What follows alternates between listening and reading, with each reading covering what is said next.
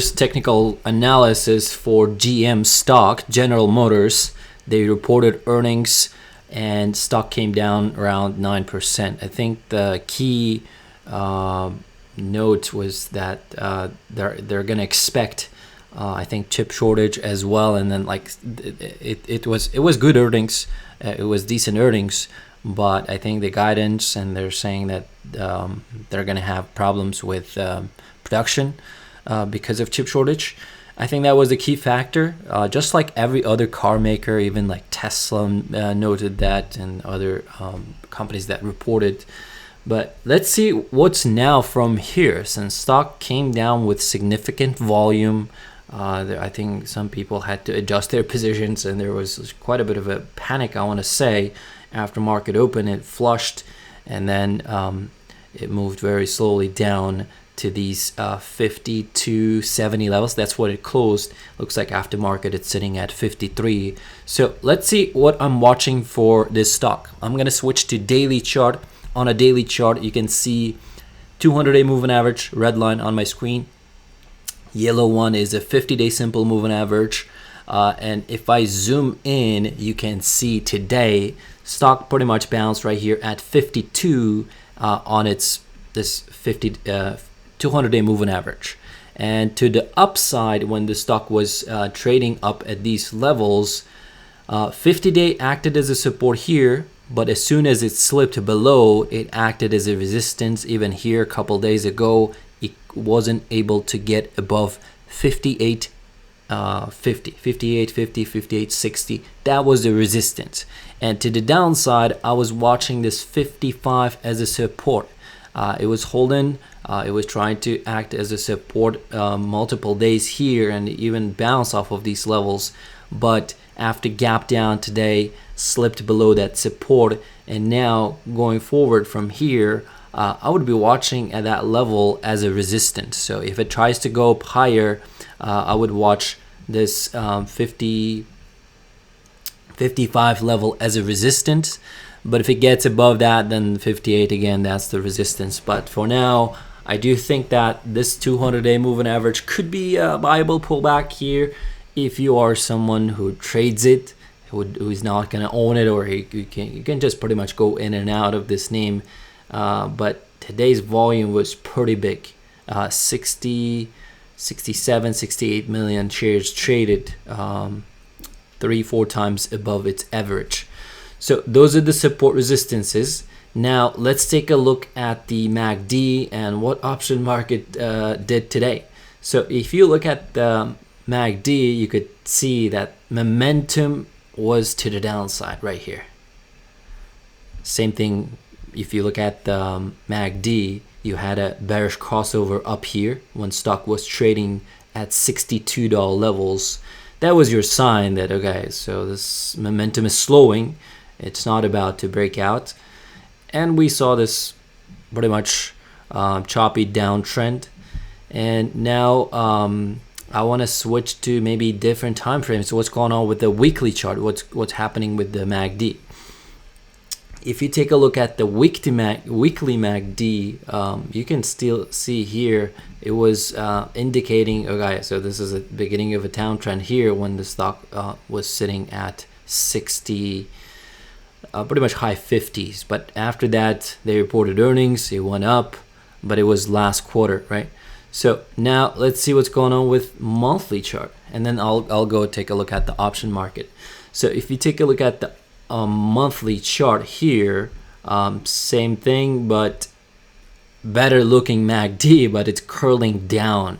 And if I zoom a little bit more, so on this chart you can see every candle here represents 1 month of price action.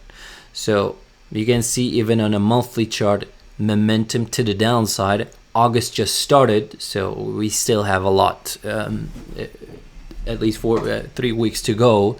So it can definitely improve here.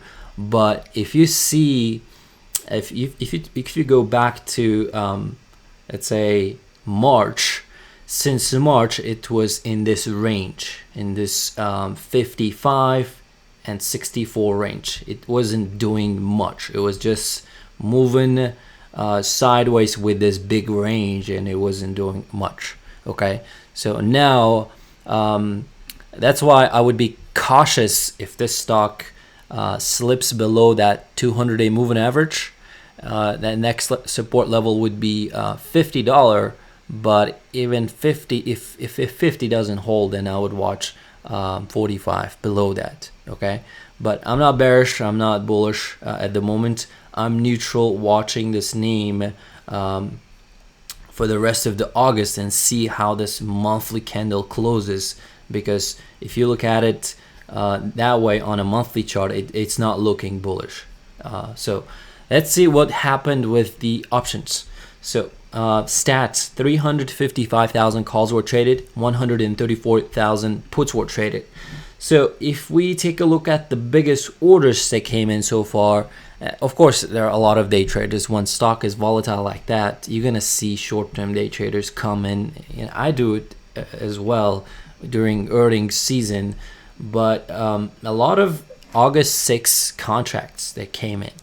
And most of the, if you pay attention to the, it's still filtering out. If you pay attention to the right corner right here, right column right here, you can see some contracts have a condition spread, a lot of spreads.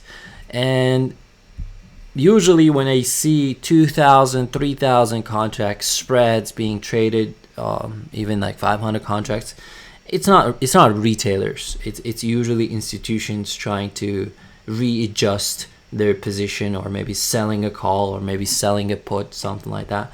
But let's take a look. September 17th, 57.50 call, and then October 15th, 55 call. So it could be someone who's buying 55 call and selling 57.50 for September. So basically, I can explain this order very, very simply. So this is very institutional trade.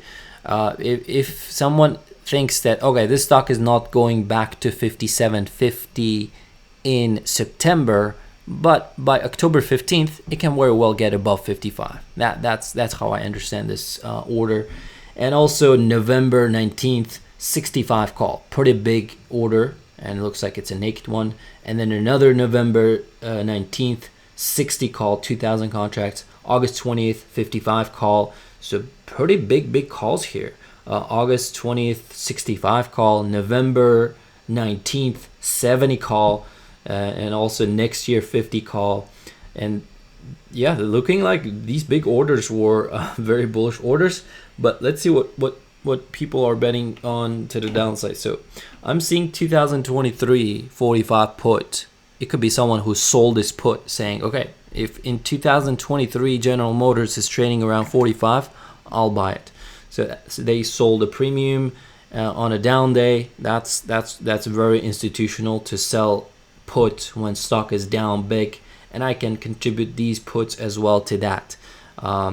January 2023, 45 put, 47 put. If I have, if you use Thinkorswim, if you see these red prints on a stock, on a contract that it has some gray, right, and some green orders, red ones is usually when people sell it to the bid, and looks like a lot of puts were sold, and that's a bullish sign as well. So to me, by looking at this, or just by looking at these biggest orders that came in, there are a lot of them, right? 300,000, but just filtering out biggest orders, I can say that looking like bullish long term, above November, I want to say. And there are a lot of puts selling for August. People are selling puts. So that's what's going on with General Motors. And thanks for watching. I will see you guys in the next video. Peace.